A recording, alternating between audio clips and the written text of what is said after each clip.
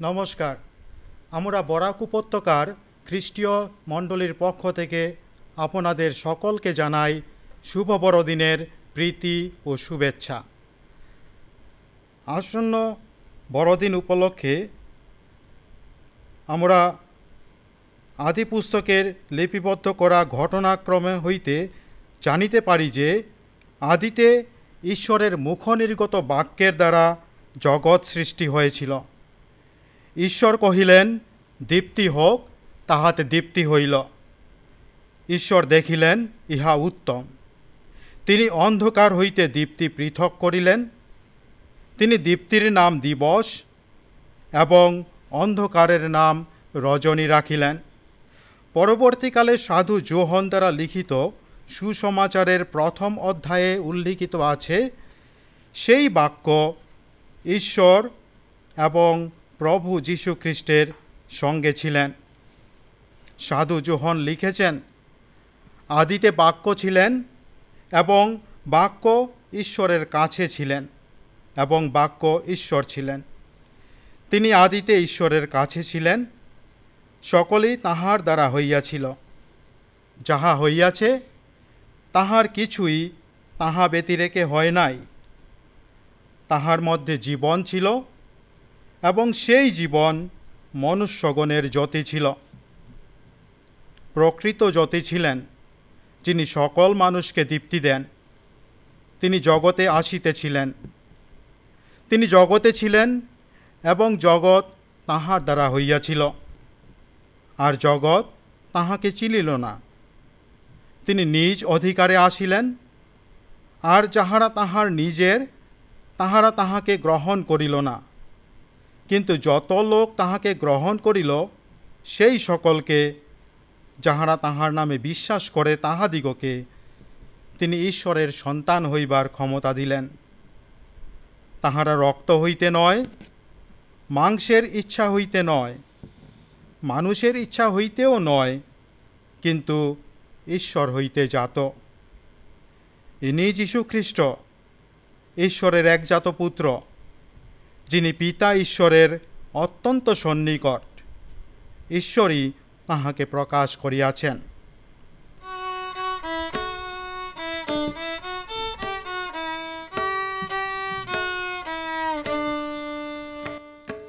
একটি খবর শুনেছ কি বন্ধু, আজকে বড়দিন।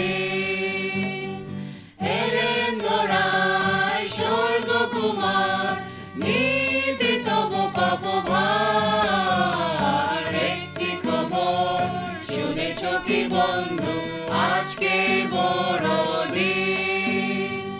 এলেন ধরায় স্বর্গকুমার, নিতে তব পাপ ভার। একটি খবর। ওই আকাশে নতুন তারা প্রভুর স্তুতি গায়। আকাশ মোড়া চন্দ্র তারা তারি পূজায় শোভা পায়। ওই আকাশে নতুন তারা প্রভুর স্তুতি গায়। আকাশ মোড়া চন্দ্র তারা তারি পূজায় শোভা পায়। শিশিরে বেজে ফুল ফুটেছে, শিশিরে বেজে ফুল ফুটেছে, রাজগীর পাখি গান গাইছে। একটি খবর শুনেছ কি বন্ধু, আজকে বড়দিন। এলেন ধরায় স্বর্গকুমার, নিতে তব পাপ ভার। একটি খবর। বিস্ময় স্তব্ধ সব মাঠের আকাশগণ, শুনেছে মধুর গান, আলোকিত এ ভুবন। বিস্ময় স্তব্ধ সব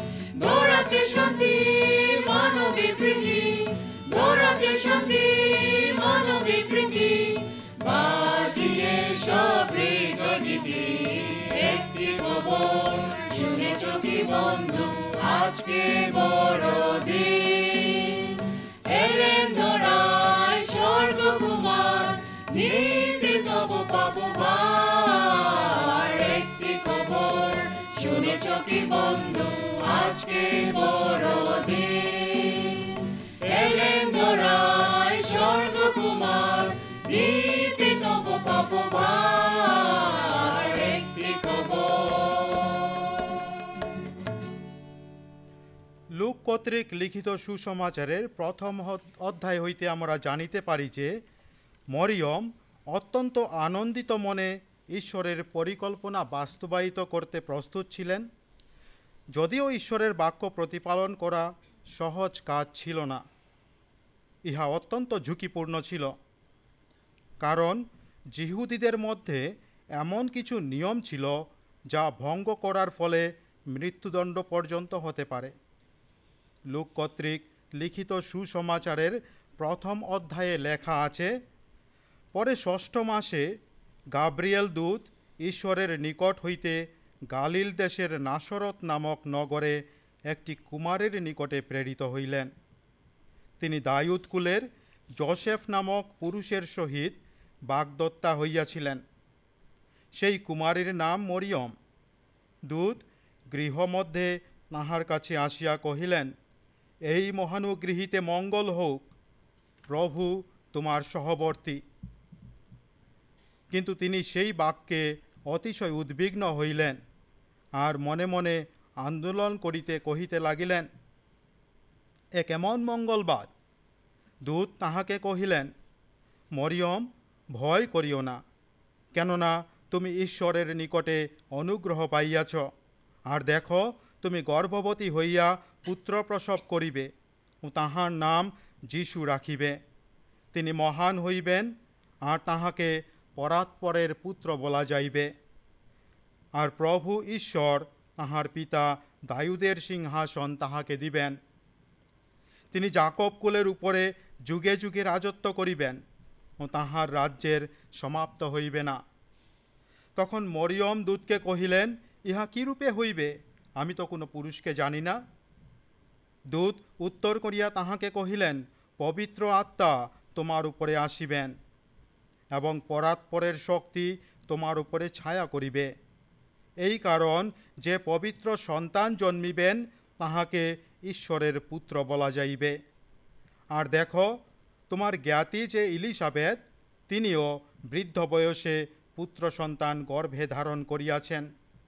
লোকে যাহাকে বন্ধা বলিত, এই তাহার ৬ষ্ঠ মাস, কেননা ঈশ্বরের কোনো বাক্য শক্তিহীন হইবে না। তখন মরিয়ম কহিলেন, দেখুন, আমি প্রভুর দাসী, আপনার বাক্যানুসারে আমার প্রতি ঘটুক। পরে দূত তাহার নিকট হইতে প্রস্থান করিলেন।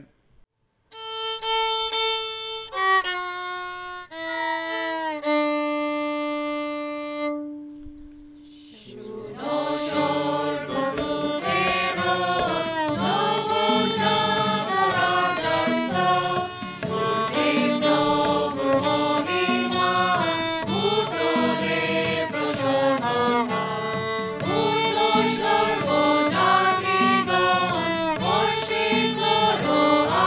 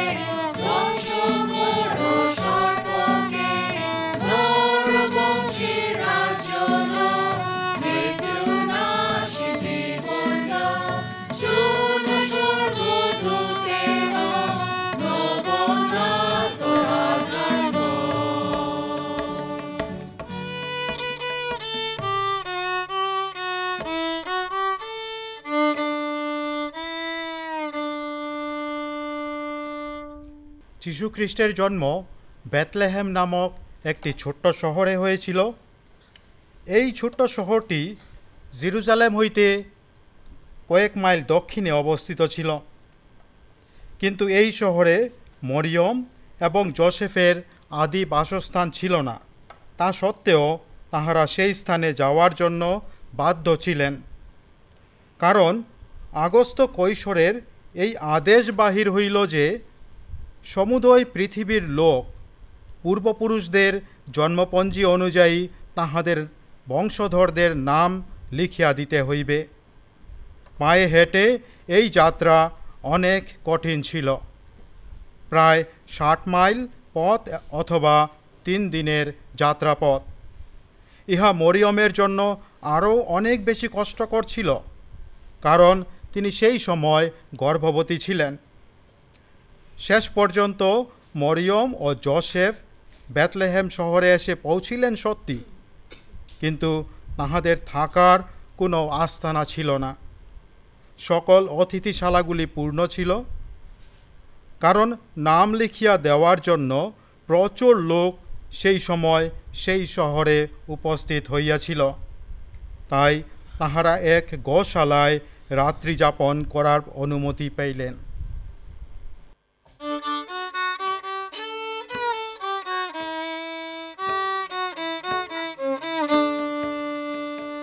চলো চলো চলো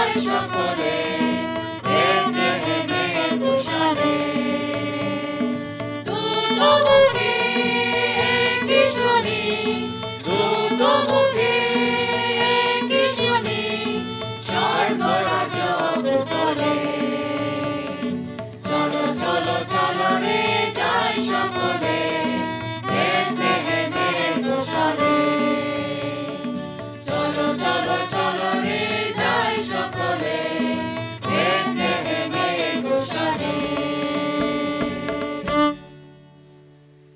গোশালায় যোসেফই মরিয়মের একমাত্র সাহায্যকারী ছিলেন। মরিয়ম একটি ছোট্ট শিশুর জন্ম দিলেন। তিনি সেই শিশুকে কাপড়ে জড়িয়ে একটি জাবপাত্রে শয়ানো রাখিলেন। ঈশ্বরের বাক্য অনুসারে মরিয়ম ও যোসেফ তার নাম রাখিলেন যিশু। লূক লিখিত সুসমাচারের 2 অধ্যায়ে লেখা আছে, ওই অঞ্চলে মেষপালকেরা মাঠে অবস্থিতি করিতেছিল এবং রাত্রিবেলা আপন আপন পাল চৌকি দিতেছিল। আর প্রভুর এক দূত তাহাদের নিকটে আসিয়া দাঁড়াইলেন এবং প্রভুর প্রতাপ তাহাদের চারিদিকে দেদীপ্যমান হইল। তাহাতে তাহারা অতিশয় ভীত হইল। তখন দূত তাহাদিগকে কহিলেন, ভয় করিও না, কেননা দেখো, আমি তোমাদিগকে মহানন্দের সুসমাচার জানাইতেছি। সেই আনন্দ সমুদয় লোকেরই হইবে, কারণ অদ্য দাউদের নগরে তোমাদের জন্য ত্রাণকর্তা জন্মিয়াছেন, তিনি খ্রিস্ট প্রভু। আর তোমাদের জন্য ইহাই চিহ্ন, তোমরা দেখিতে পাইবে একটি শিশু কাপড়ে জড়ানো ও জাবপাত্রে শয়ানো রহিয়াছে। সেই দূতের সংবাদ যখন সমাপ্ত হইল, তৎক্ষণাৎ স্বর্গীয় বাহিনীর এক বৃহৎ দল ওই দূতের সঙ্গী হইয়া ঈশ্বরের স্তবগান করিতে করিতে কহিতে লাগিলেন, ঊর্ধ্বলোকে ঈশ্বরের মহিমা, পৃথিবীতে তাঁহার প্রীতিপাত্র, মনুষ্যদের মধ্যে শান্তি। দূতগণ তাহাদের নিকট হইতে চলিয়া গেলে পর মেষপালকেরা দীর্ঘ নিঃশ্বাস ছেড়ে পরস্পর কহিল, চলো আমরা সেই শিশুকে দেখিতে যাই, যাহার বিষয়ে প্রভু আমাদিগকে জানাইয়াছেন।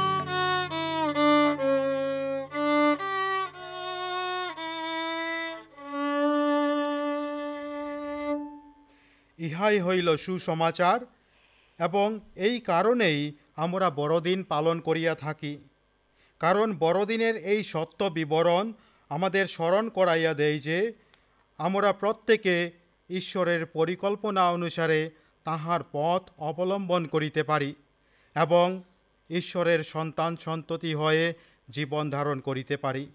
তাই আসুন প্রভু যিশুকে এই জগতে প্রেরণ করার জন্য আমরা ঈশ্বরকে ধন্যবাদ জ্ঞাপন করি এবং সেই সঙ্গে অন্য সকল ভ্রাতৃবৃন্দকেও স্মরণ করাইয়া দিই যে প্রভু যীশুখ্রিস্ট হইলেন মানব সমাজের প্রতি উপহারস্বরূপ।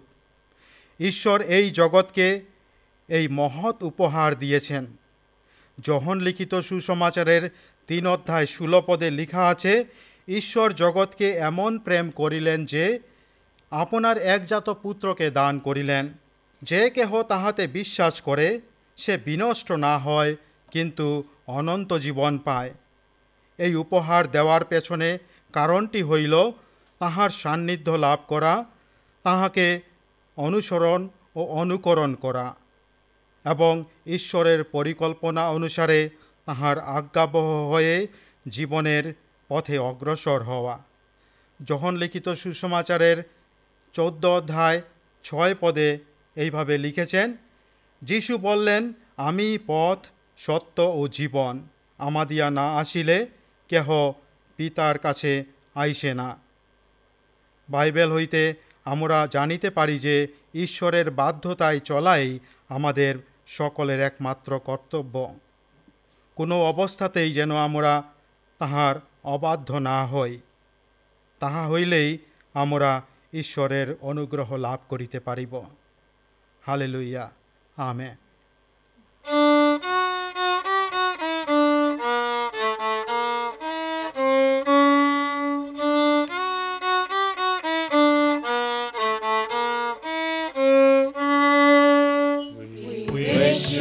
Merry Christmas. We wish you a Merry Christmas. We wish you a Merry Christmas and a Happy New Year. We wish you a Merry Christmas. We wish you a Merry Christmas. We wish you a Merry Christmas and a Happy New Year.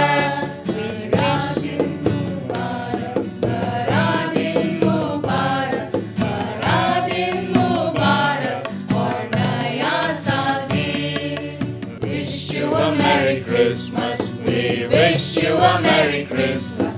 We wish you a Merry Christmas and a Happy New Year. We wish you a Merry Christmas. We wish you a Merry Christmas. We wish you a Merry Christmas and a Happy New Year. We wish you a Merry Christmas. We wish you a Merry Christmas. We wish you a Merry Christmas and a Happy New Year. We wish you a Merry Christmas. We wish you a Merry Christmas. We wish you a Merry Christmas.